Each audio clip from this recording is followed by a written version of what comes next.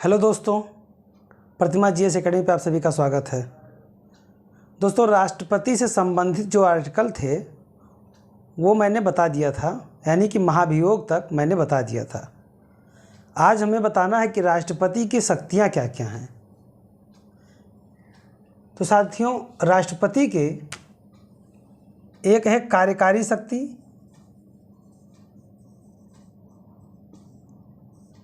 विधायी शक्ति, वित्तीय शक्ति, न्यायिक शक्ति, सैन्य शक्ति, कूटनीतिक शक्ति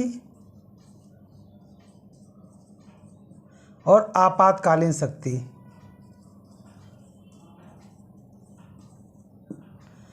अब इसमें से कार्यकारी शक्ति अभी पढ़ने जा रहे हैं हम लोग, और क्रमशः एक एक करके हम लोग देखते चलेंगे।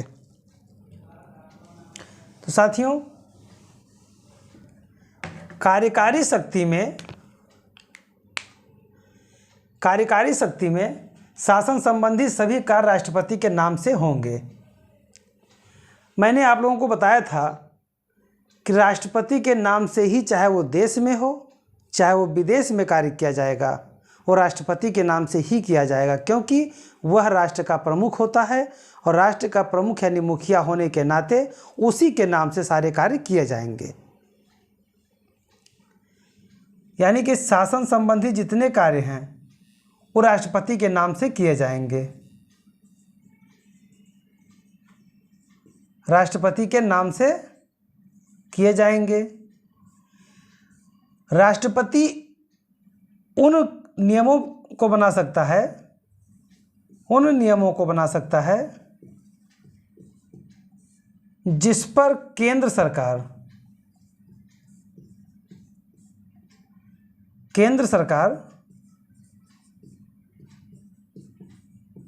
नियम बनाने में सक्षम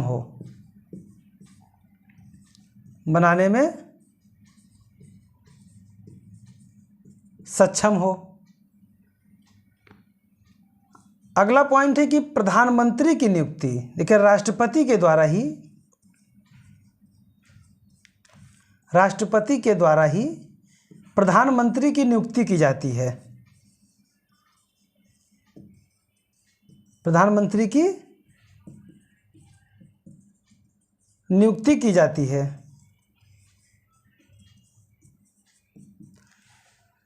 साथियों, प्रधानमंत्री की नियुक्ति बहुमत दल के नेता के जो होता है उसी को राष्ट्रपति प्रधानमंत्री बनाता है।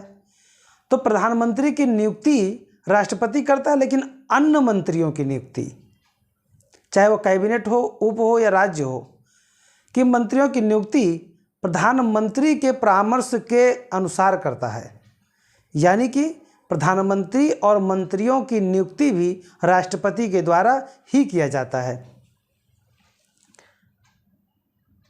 तो यहाँ पे आप लोग मंत्री भी समझ लीजिएगा कि मंत्रियों की नियुक्ति भी राष्ट्रपति के द्वारा किया जाता है, बशर्ते वो प्रधानमंत्री के सलाह से होता है। एक है महान्यायवादी।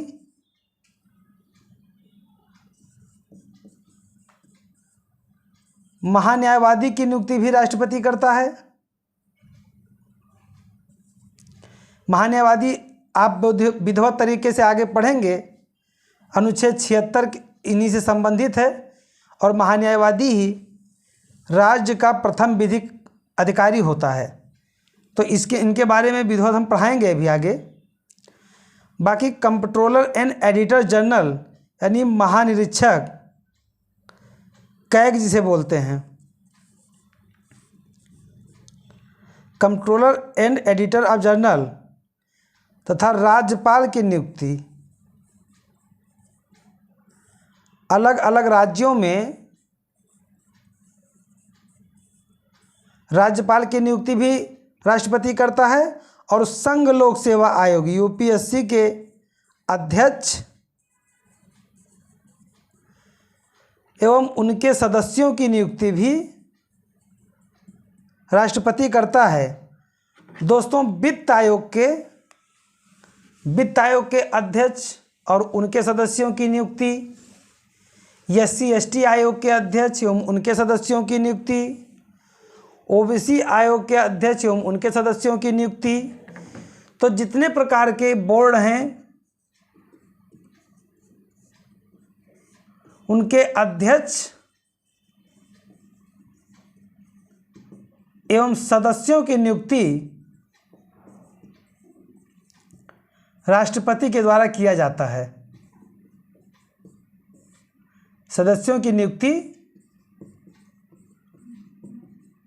राष्ट्रपति के द्वारा किया जाता है और राष्ट्रपति ही अंतर्राज्यीय परिषद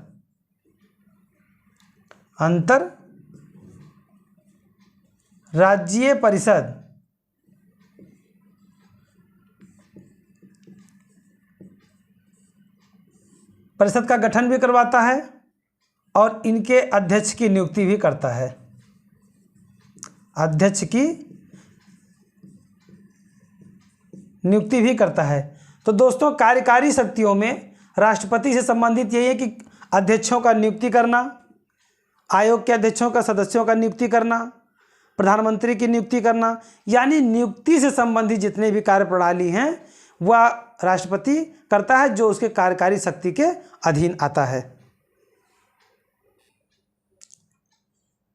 अगला है विधायी शक्तियाँ। विधायी शक्तियाँ में पहले चीज देखिए कि राष्ट्रपति संसद का अभिन्न अंग होता है। यह संसद है, संसद में एक राष्ट्रपति है, एक लोकसभा है और एक राज्यसभा है। तो संसद के जो तीनों अंगों में राष्ट्रपति एक अभिन्न अंग होता है। वह संसद की बैठक को बुला सकता है, संसद की बैठक को बुला सकता है, लोकसभा को विघटित कर सकता है, लोकसभा को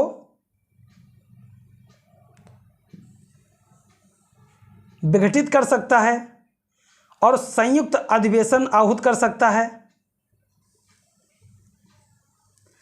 तो मैंने कहा था कि अनुच्छेद 108 के तहत वह साधारण विधेयक पर संयुक्त अधिवेशन बुला सकता है, जिसकी अध्यक्षता लोकसभा का अध्यक्ष करता है। मैंने यह भी बताया था कि अनुच्छेद 118 के क्लाज 4 के तहत लोकसभा का अध्यक्ष ही संयुक्त अधिवेशन की अध्यक्षता करता है। राष्ट्रपति प्रत्येक चुनाव के बाद तथा प्रत्येक वर्ष प्रथम अधिवेशन को संबोधित करता है। साथियों, जब भी चुनाव होता है, चुनाव का प्रथम अधिवेशन जो होता है उसको राष्ट्रपति संबोधित करता है और प्रत्येक वर्ष का पहला जब सत्र शुरू होता है तब राष्ट्रपति उसको संबोधित करता है। तो राष्ट्रपति का कार्य है कि मुख्य रूप से कार्यों की शुरुआत करना और संचालन करने के लिए उनको सहयोग देना, यानी प्रत्येक वर्ष और प्रत्येक चुनाव के पहले अधिवेशन को संबोधित करना।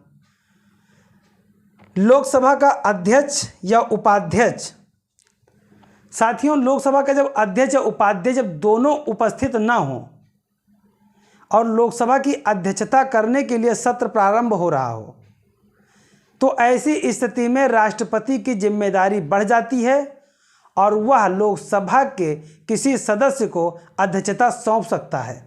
ये इसके विवेकाधिकार होते हैं, राष्ट्रपति के विवेकाधिकार शक्तियां होती हैं। तो वही कहा गया कि लोकसभा के अध्यक्ष और उपाध्यक्ष जब अनुपस्थित हों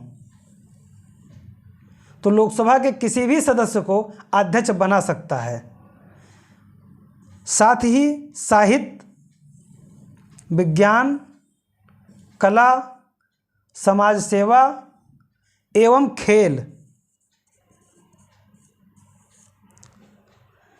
पहले यही 4 हुआ करते थे, लेकिन जब सचिन तेंदुलकर जी को राज्यसभा का अध्यक्ष मनोनीत करना हुआ तब इसमें खेल भी समाज कार्य में शामिल कर दिया गया।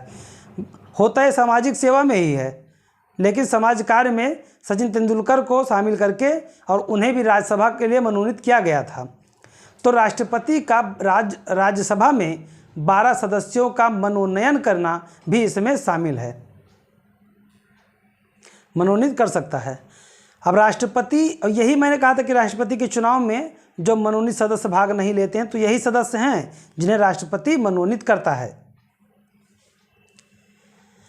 अब जब विधेयक के लिए मैंने बताया था कि लोकसभा या राज्यसभा से जब कोई विधेयक पास हो करके राष्ट्रपति के पास जाता है तो वह अनुमति दे भी सकता है, उसे रोक भी सकता है और पुनर्विचार के लिए लौटा भी सकता है। लेकिन याद रहे कि धन विधेयक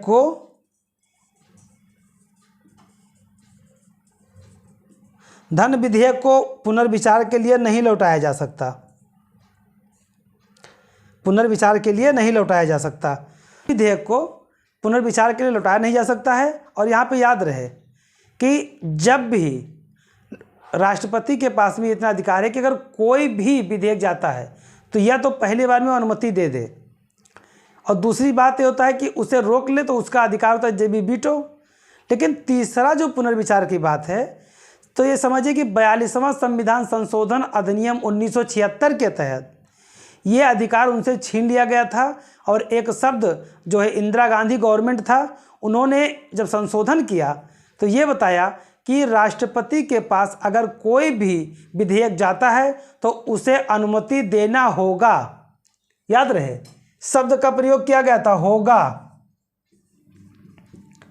मतलब इन्हें इसमें कोई भी प्रकार की शक्ति या वरीयता नहीं था। लेकिन जैसे ही जनता सरकार आई 2 साल बाद, तो 44वां संविधान संशोधन अधिनियम 1978 के तहत ये बात उनमें एक क्लाज और जोड़ दिया गया कि परंतु एक बार राष्ट्रपति विधेयक को पुनर्विचार के लिए लौटा सकता है और पुनः संसद यदि संशोधित करके या गैर संशोधित करके राष्ट्रपति के पास अनुमति के लिए कोई विधेयक भेजती है तो उसे अनुमति देना पड़ेगा और फिर अनिवार्य होगा। यानी एक बार पुनर्विचार के लिए उनको मौका दिया गया। कब दिया गया? 44वां संविधान संशोधन अधिनियम 1978 के द्वारा। राज्य की विधायिका द्वारा राज्यपाल राष्ट्रपति है संरक्षित विषय। देखिए साथियों, जैसे कोई भी विधेयक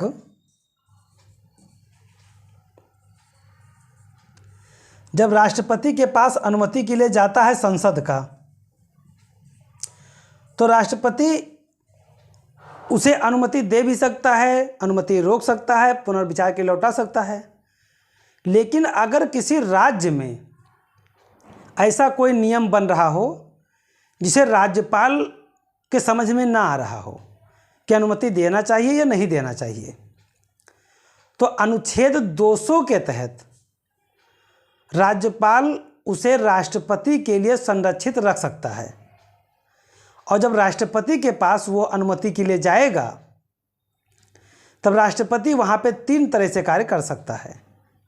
अनुमति दे भी सकता है, अनुमति रोक भी सकता है और पुनर्विचार के लिए लौटा भी सकता है। और यहाँ पे संसद और राज्य विधानसभा के लिए इतना अंतर होगा कि यदि राष्ट्रपति ने पुनर्विचार हेतु लौटाया और पुनः पुनर्विचार करने के बाद फिर इनके पास आता है राज्य का कोई विधेयक, तो राष्ट्रपति फिर वही कार्य करेगा, वो बाध्य नहीं होगा। वो अनुमति दे भी सकता है और अनुमति नहीं भी दे सकता है। और ऐसा यह अनुच्छेद 111 के तहत करता है। ऐसा किसके तहत करता है? अनुच्छेद 111 के तहत। 111 के तहत करता है। अनुमति देना, अनुमति ना देना, रोक लेना, ये तीनों कार्य वो अनुच्छेद 111 के तहत करता है। राष्ट्रपति को अनुच्छेद 123 के तहत अध्यादेश जारी करने का अधिकार प्राप्त है। 123 के तहत यदि सत्र न चल रहा हो और देश के लिए कोई नियम बनाना अति आवश्यक हो गया हो, तो राष्ट्रपति अनुच्छेद 123 के तहत अध्यादेश जारी करता है। और याद रहे कि वह अध्यादेश उसी विषय पर जारी करेगा जिस पर केंद्र सरकार कानून बना सकती है। कानून बनाने का अधिकार होना चाहिए, उसी पे ही 123 के तहत राष्ट्रपति अध्यादेश जारी कर सकता है, अदरवाइज नहीं कर सकता है। कैग व अन्य आयोग की रिपोर्ट संसद के समक्ष रखवाना। साथियों, जब CAG controller and editor general, महानिरीक्षक लेखा परीक्षक, जब ये अपनी रिपोर्ट देता है तो राष्ट्रपति इसे संसद के समक्ष रखवाता है। ऐसे ही कई अन्य आयोग हैं, जब उनकी रिपोर्ट आती है तो राष्ट्रपति सारे रिपोर्टों को संसद के समक्ष रखवाता है। ये भी इसके विधायी शक्ति हैं। और केंद्र शासित प्रदेशों का प्रशासन। केंद्र शासित प्रदेश सीधे सेंट्रल गवर्नमेंट के यानी राष्ट्रपति के अधीन आते हैं। जहाँ पे विधानसभा है वहाँ की विधानसभा यदि सत्र में है तब तो ठीक है, अगर विधानसभा विघटित है तो तत्काल वो भी राष्ट्रपति के प्रभाव में आ जाता है। तो केंद्र शासित प्रदेशों के प्रशासन करने का दायित्व भी राष्ट्रपति के विधायी शक्तियों में आता है और राष्ट्रपति ही उसके अधिकार को अपने माध्यम से या अपने द्वारा नियुक्त किसी पदाधिकारी के माध्यम से वहाँ का शासन संचालित करता है। वित्तीय शक्तियाँ। धन विधेयक राष्ट्रपति के पूर्व अनुमति से ही संसद में प्रस्तुत होगा। साथियों, धन विधेयक, उसकी परिभाषा अनुच्छेद 109 में है। इसके बारे में जब अनुच्छेद 109, 110 से संबंधित बातें बताएंगे, हम धन विधेयक से संबंधित बातें बताएंगे, तब वहाँ पे हम विधिवत तरीके से आपको पढ़ाएंगे। लेकिन अभी क्या है, अभी आप ये समझिए कि कोई भी धन विधेयक राष्ट्रपति के पूर्व अनुमति से ही संसद में लाया जा सकता है। यदि राष्ट्रपति से पूर्व अनुमति नहीं लिया गया है तो वह धन विधेयक बाद में जब राष्ट्रपति के पास जाता है तो वह उसे रोक भी सकता है। लेकिन जहाँ तक वित्तीय विधेयक और धन विधेयक का प्रश्न है तो ज़्यादातर मामलों में राष्ट्रपति से पूर्व अनुमति लिया जाना आवश्यक होता है, यानी अनिवार्य होता है।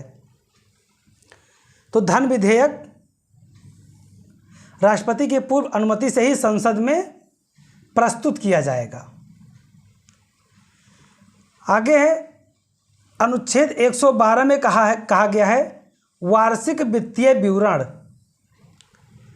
दोस्तों, हर साल बजट आता है और बजट शब्द का इस्तेमाल लोग करते हैं, लेकिन हमारे संविधान में बजट का उल्लेख नहीं है। अनुच्छेद 12 में वार्षिक वित्तीय विवरण का ही उल्लेख है। और वार्षिक वित्तीय विवरण जब फाइनेंस मिनिस्टर अपना वक्तव्य देने के लिए तैयार होता है तो जो वार्षिक वित्तीय विवरण है उसे संसद के समक्ष प्रस्तुत करने का जो दायित्व है वो भारत के राष्ट्रपति का है। यानी अनुच्छेद 112 के तहत जो वार्षिक वित्तीय विवरण का प्रावधान है उसका जो संसद के समक्ष प्रस्तुत करने का आधार है वो राष्ट्रपति का अधिकार है और राष्ट्रपति के माध्यम से ही संसद में प्रस्तुत किया जाता है। उसके बाद फाइनेंस मिनिस्टर अपने वक्तव्यों को देते हैं और वित्तीय विवरण यानी बजट के बारे में चर्चा होती है।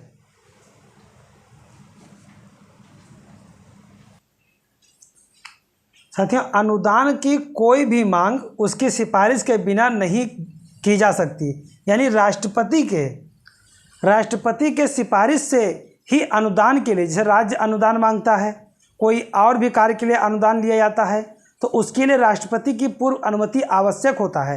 राष्ट्रपति सिफारिश करता है तब जाकर के किसी को अनुदान दिया जा सकता है। इसी तरह से आकस्मिक निधि से भी है।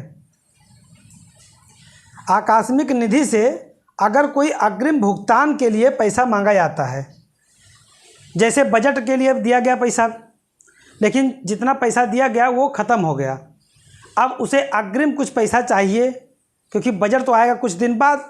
अब अग्रिम पैसा के लिए आकस्मिक निधि से पैसा निकलेगा और आकस्मिक निधि से पैसा राष्ट्रपति के पूर्व अनुमति के बाद ही निकलेगा, इसलिए राष्ट्रपति का भी यहाँ काफ़ी योगदान है। और प्रत्येक 5 वर्ष पर, साथियों, प्रत्येक 5 वर्ष पर एक वित्त आयोग का गठन किया जाता है और 5 साल के लिए वित्त आयोग राजस्व के बंटवारे, केंद्र राज्य के संबंध वित्तीय निर्धारित करता है, जो वित्त आयोग हर 5 साल में बनाया जाता है वह आने वाले 5 साल के लिए नीति बनाता है। तो साथियों, ये रहे हमारे आज की क्लास। और कुछ आकस्मिक के वजह से जैसे बारिश इतना तेज़ हो रहा है कि अंदर क्लासेस बहुत ख़राब हो जाएंगी, इसलिए मैं अपनी क्लास को यहीं पे रोक रहा हूँ। अगला क्लास में सारी इसके आगे कंटिन्यू किया जाएगा। धन्यवाद। जय हिंद, जय भारत।